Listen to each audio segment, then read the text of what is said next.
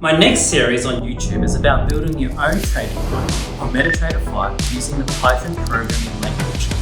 It's going to be really easy and really straightforward for you to follow along, so check it out on my channel today.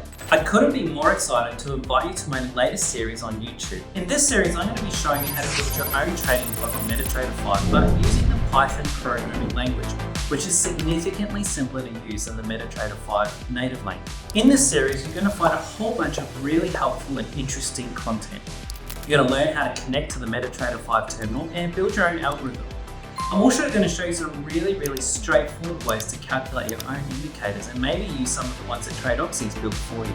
You're also going to learn about how to connect to Discord so that you can listen to alerts from your favorite traders, maybe including some of the alerts that you can get from the TradeOxy platform.